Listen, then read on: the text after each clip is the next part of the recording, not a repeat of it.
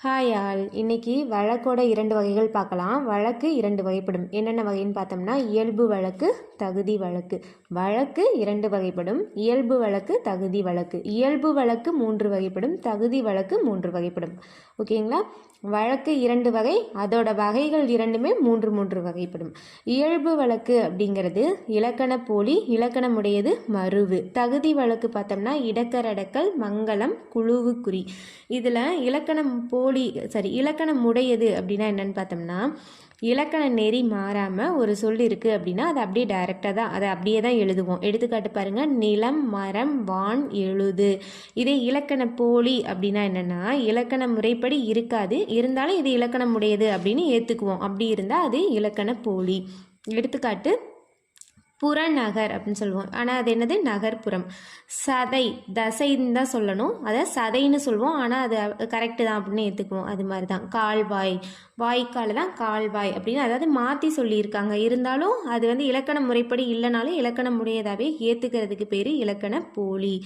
மறு அப்படின்னா என்னென்னா, இலக்கண நெறியிலிருந்து பிறழ்ந்து சிதைந்து வழங்கும் சொற்கள் மறு. அதாவது என் தந்தை, அதை எந்தை அப்படின்னு சொல்லுவாங்க. சோநாடு, சோழ நாடு அப்படிங்கிறது சோநாடு. தஞ்சாவூரை தஞ்சை, கோயம்புத்தூர், கோவை, இதெல்லாம் தான் மறு. ஓகேங்களா? தகுதி வழக்கில் பாருங்கள், தகுதி வழக்கு 3 வகைப்படும். இடக்கரடக்கல், மங்களம், குழுவு குறி.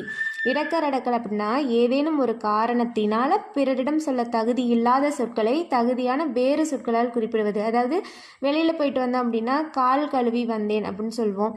குழந்தை வெளியே போய்விட்டது அப்படின்னு சொல்கிறது. இதெல்லாம் புரியும்னு நினைக்கிறேன் உங்களுக்கு. அதை நம்ம டைரெக்டாக சொல்ல முடியாதுங்கிற வார்த்தைகளை இந்த மாதிரி புரிகிற மாதிரி சொல்கிறது இடக்கரடக்கல்.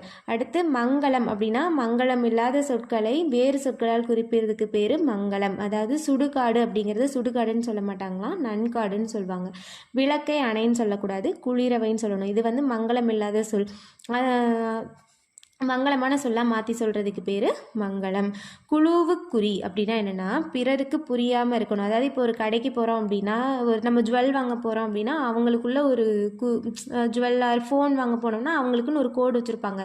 அதை வச்சு தான் அந்த ப்ரைஸ் எல்லாம் சொல்லுவாங்க, நமக்கு புரியாது. அந்த மாதிரி அந்த குழுவுக்கு மட்டும் புரிகிற வகையில் அவங்க என்ன பண்ணுவாங்க, பேசுகிறதுக்கு பேர் குழுவு குறி. அதாவது பொன்னை பரியனல், ஆடையை காரை அப்படின்னு சொல்கிறது. ஓகேங்களா? இதுதான் தகுதி வழக்கோட 3 வகைகள். ஓகே, இந்த கண்டென்ட் உங்களுக்கு யூஸ்ஃபுல்லாக இருந்திருக்கும்னு நினைக்கிறேன். இது மாதிரி நிறைய கண்டென்ட் பார்க்குறதுக்கு என்னோட இந்த சேனலை சப்ஸ்கிரைப் பண்ணிக்கோங்க. தேங்க்யூ.